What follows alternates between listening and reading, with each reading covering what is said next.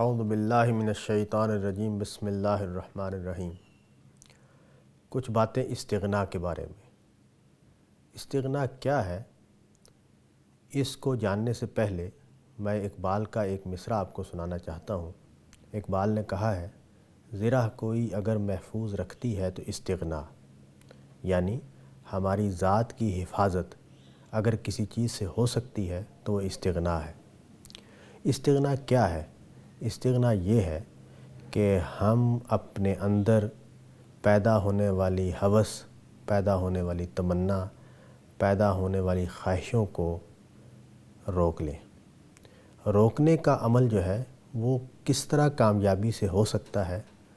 اگر ہم انسانی نفسیات کا مطالعہ کریں تو یہ واضح ہوتا ہے کہ شدید بھوک ہو، کسی چیز کی شدید خواہش ہو تو استغنا ختم ہو جاتی ہے، اور شدید بھوک اور شدید خواہش کو ختم کرنے کے لیے ہمیں ایک چیز پیدا کرنی پڑتی ہے، اور وہ یہ کہ جو کچھ ہمیں حاصل ہے، جو کچھ ہمیں مل گیا ہے، ہم اس پر راضی ہونے کے راستے پر آ جائیں۔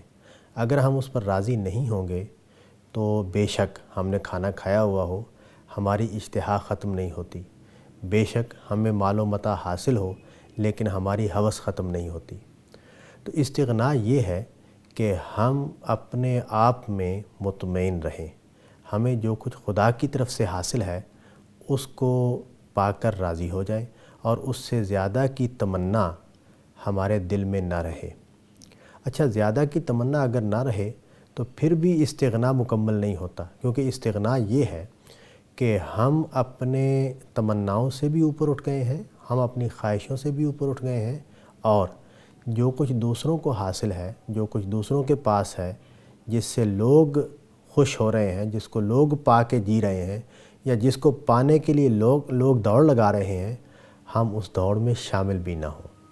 ہم یہ کہیں کہ ہمیں اللہ تعالیٰ نے جہاں کھڑا کیا ہے، جہاں پیدا کر دیا ہے، جن حالات میں رکھا ہے، ہم ان پر راضی ہیں۔ خدا کے فیصلے پر راضی ہوئے بغیر حقیقی استغنا پیدا نہیں ہوتا۔ پھر یہ بات کہ وہ ہماری حفاظت کیسے کرتا ہے؟ اصل بات یہ ہے کہ انسان کو وقار کے ساتھ جینا چاہیے، انسان کو اپنے مقصد کے ساتھ لگن کے حوالے سے جینا چاہیے۔ انسان نے زندگی کے لیے، اپنی زندگی کے لیے اور اللہ تعالیٰ نے اس کی زندگی کے لیے جو مقصد طے کیا ہے، اس کو پانے میں اس کی تگ و دو کا صرف ہونا چاہیے۔ اگر استغنا نہ ہو تو یہ چیزیں نہیں وجود میں آ سکتی۔ انسان استغنا اگر نہ پیدا کرے تو پھر وہ دنیا کا ہو کر رہ جاتا ہے، چیزوں کا ہو کر رہ جاتا ہے، تمناؤں اور خواہشوں کا ہو کر رہ جاتا ہے۔ اس کا اس سے اٹھنا، اس کا اپنی ذات سے اٹھنا، اس کا اپنے نفس سے اٹھنا بھی ممکن نہیں رہتا۔ تو اقبال نے جب یہ کہا کہ زرہ کوئی اگر محفوظ رکھتی ہے تو استغنا، تو اقبال کی مراد یہ تھی کہ اپنے اندر وہ استغنا پیدا کرو جس کے نتیجے میں تم چھوٹی چھوٹی چیزوں کی تمناؤں، اس دنیا کی خواہشات اور اس دنیا میں مقام و مرتبے سے اٹھ سکو۔ جب انسان اس دنیا کے مقام و مرتبے سے اٹھ جاتا ہے تو وہ استغنا کو حاصل کر لیتا ہے۔ یہی بات قرآن مجید میں بھی کہی گئی ہے۔ ارشاد باری تعالیٰ ہے کہ اس چیز کی تمنا میں نہ پڑو جس میں اللہ نے دوسروں کو تم پر فضیلت دی ہے۔ اللہ تعالیٰ نے اس دنیا کا نظام بنایا ہی ایسے ہے کہ کسی کو ذہانت زیادہ دی، کسی کو عقل زیادہ دی، کسی کو سمجھ زیادہ دی، کسی کو علم زیادہ دیا، کسی کو حسن زیادہ دیا، کسی کو اقتدار اور طاقت زیادہ دی، کسی کو مال و دولت زیادہ دیا۔ یہ اللہ کا فیصلہ، اللہ نے بتا دیا کہ یہ فیصلہ میں نے کیوں کیا ہے۔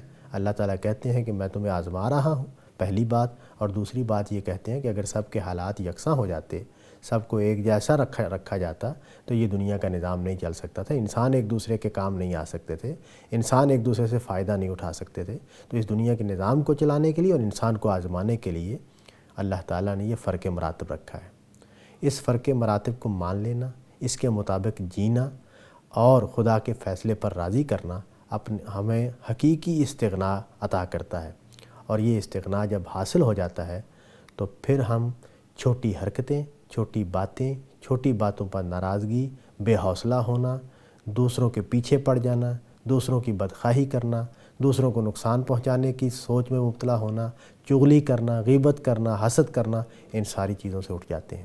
تو گویا یہ ایک بہت بڑی ڈھال ہے استغنا، جو انسان کو حاصل ہو تو اس کا کردار بلند ہوتا ہے، اس کو عظمت حاصل ہوتی ہے، وہ حقیقی معنوں میں وقار اور شان کے ساتھ جینا سیکھ لیتا ہے۔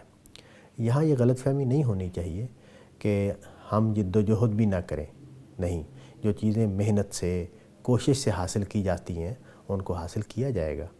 قرآن مجید نے ایک بڑی خوبصورت بات کہی ہے، جنت کے کچھ مناظر بیان کیے اور فرمایا کہ وَفِي ذَلِكَ فَلْيَتَنَافَسِ الْمُتَنَافِسُونَ، یہ ہے وہ چیز جس کے لیے مقابلہ کرنے والوں کو مقابلہ کرنا چاہیے۔ تو حقیقی محنت وہاں ہوتی ہے، جد و جہد وہاں ہوتی ہے، کوشش وہاں ہوتی ہے جس کا دائرہ ہماری کوشش کے ساتھ متعلق ہے۔ جو چیزیں ہمیں کوشش سے ملنی ہیں وہاں ہم کوشش کریں گے، ہم اچھے کپڑے پہنیں گے، اچھا لباس پہنیں گے، اچھا کھانا کھائیں گے، اچھی زندگی گزارنے کی کوشش کریں گے، بہتر علم حاصل کریں گے، اپنے آپ کو تربیت دیں گے۔ یہ سارے محنت کے میدان ہیں، کوشش کے میدان ہیں۔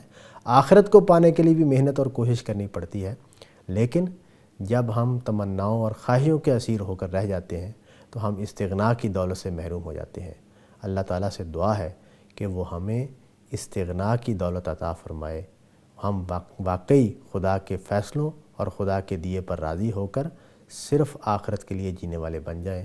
وآخر دعوانا ان الحمد للہ رب العالمین۔